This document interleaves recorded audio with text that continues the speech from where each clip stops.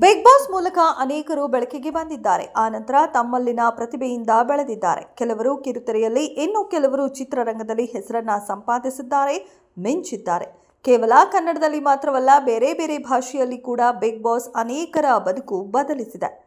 ಇಂತಹದ್ದೇ big boss ಕಾರ್ಯಕ್ರಮದಲ್ಲಿ ಭಾಗಿಯಾಗುವ ಕನಸನ್ನ ಅನೇಕರು ಕಾಣ್ತಾರೆ. ಆಯೋಜಕರ ಗಮನ ಸೆಳೆಯಲು ನಾನಾ ಕಸರತ್ತು ಕೂಡ ಮಾಡ್ತಾರೆ. ಆದ್ರೆ ಬಿಗ್ ಬಾಸ್ ವರ ಎಲ್ಲರಿಗೆ ಸಿಗಲ್ಲ. ಯಾಕಂದ್ರೆ ಅದಕ್ಕೆ ಅದರದ್ದೇ ಆದ ನೀತಿ ನಿಯಮಗಳಿವೆ.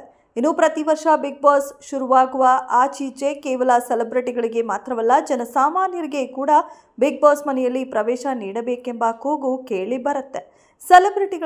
ಸೆಲೆಬ್ರಿಟಿಗಳನ್ನಾಗಿ ಮಾಡುವುದು ಮುಖ್ಯ ಅಲ್ಲ, ಜನಸಾಮಾನ್ಯರಿಗೆ ಅವಕಾಶ ನೀಡಿ ಅವರನ್ನ ಸೆಲೆಬ್ರಿಟಿ ಮಾಡುವುದು ಮುಖ್ಯ ಎನ್ನುವ ಅಭಿಪ್ರಾಯ ವ್ಯಕ್ತವಾದ ಈ ಅಭಿಪ್ರಾಯಗಳನ್ನು ಗೌರವಿಸಿ ಹಿಂದಿ, ಕನ್ನಡ ಸೇರಿ ಬೇರೆ ಭಾಷೆಗಳಲ್ಲೂ ಕೂಡ ಹಿಂದಿ ಕಾಮನ್ ಮ್ಯಾನ್ಗಳಿಗೆ ಅವಕಾಶವನ್ನು ಕೂಡ ನೀಡಲಾಗಿದೆ. ಆದರೆ ಈ ಸುವರ್ಣ ಅವಕಾಶ ಜನಸಾಮಾನ್ಯರಿಗೆ ಪ್ರತಿ ವರ್ಷ ಸಿಕ್ಕಿಲ್ಲ. ಅಲ್ಲೊಮ್ಮೆ ಇಲ್ಲೊಮ್ಮೆ ಇಂತಹ ಪ್ರಯತ್ನಗಳು ಆಗಿವೆ.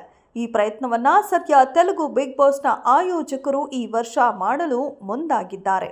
ಹೌದು, ಪಕ್ಕದ ಆಂಧ್ರ ಪ್ರದೇಶದಲ್ಲಿ ಬಿಗ್ ಬಾಸ್ನ 9ನೇ ಸೀಸನ್ಗೆ ದಿನಗಣನೆ ಆರಂಭವಾಗಿದೆ. ಈ ಬಾರಿ ಕೂಡ ಟಾಲಿವುಡ್ ಕಿಂಗ್ ನಾಗಾರ್ಜುನ ಅವರೇ ಬಿಗ್ ಬಾಸ್ ನಿರೂಪಣೆಯ ಜವಾಬ್ದಾರಿಯನ್ನ ವಹಿಸಿಕೊಂಡಿದ್ದು, 2-3 ದಿನಗಳ ಹಿಂದೆ ಬಿಗ್ ಬಾಸ್ ಪ್ರೋಮೋದಲ್ಲೂ ಕೂಡ ಕಾಣಿಸಿಕೊಂಡಿದ್ದಾರೆ. ಈ ಬಾರಿ ಚದುರಂಗ ಅಲ್ಲ, ರಣರಂಗ ಎಂಬ ಡೈಲಾಗ್ ಕೂಡ ಹೊಡೆದಿದ್ದಾರೆ. ಸದ್ಯ ಬಿಡುಗಡೆಯಾದ ಈ ಹೊಸ ಪ್ರೋಮೋ ತೆಲುಗು ಬಿಗ್ ಬಾಸ್ ಪ್ರೇಕ್ಷಕರ ಸಂಭ್ರಮಕ್ಕೆ ಕಾರಣವಾಗಿದೆ.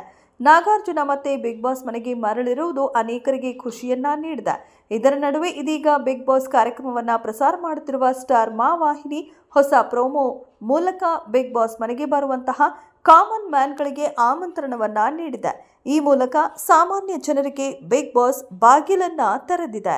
ಅಂದಹಾಗೆ ತೆಲುಗು ಬಿಗ್ ಬಾಸ್ ಸೀಸನ್ 9ರಲ್ಲಿ ಭಾಗವಹಿಸಲು ಬಯಸುವವರು www.bb9.jostar.com ವೆಬ್ಸೈಟ್ಗೆ ಲಾಗಿನ್ ಆಗಿ ಹೆಸರು ನೋಂದಾಯಿಸಿಕೊಳ್ಳಬೇಕು ಮತ್ತು ಬಿಗ್ ಬಾಸ್ 9ರಲ್ಲಿ ತಾವು ಭಾಗವಹಿಸಲು ಬಯಸಿದ್ದೇಕೆ ಎಂಬ ಕಾರಣವನ್ನ ಹೇಳುವ ವಿಡಿಯೋವನ್ನ ಅಪ್ಲೋಡ್ ಮಾಡಬೇಕು. ಹೀಗೆ ಕಳುಹಿಸಲಾದ ಅರ್ಜಿಗಳನ್ನೆಲ್ಲ ಪರಿಶೀಲಿಸಿ ಅಳೆದು ತೂಗಿ ಕೆಲವರಿಗೆ ಅವಕಾಶವನ್ನ ನೀಡಲು ಬಿಗ್ ಬಾಸ್ ಆಯೋಜಕರು ಮುಂದಾಗಿದ್ದಾರೆ. ಇನ್ನುಳಿದಂತೆ ಬಿಗ್ ಬಾಸ್ ಸೀಸನ್ 9ರ ಪ್ರಸಾರದ ದಿನಾಂಕ ಶೀಘ್ರದಲ್ಲಿಯೇ ಹೊರಬೀಳುವ ಸಾಧ್ಯತೆ ಇದೆ. ಇದಿಷ್ಟು ಈ ಹೊತ್ತಿನ ಸುದ್ದಿ. ಮತ್ತಷ್ಟು ಸುದ್ದಿಗಳಿಗಾಗಿ ನೋಡ್ತಾ ಇರಿ ಸಿರಿ ಟಿವಿ.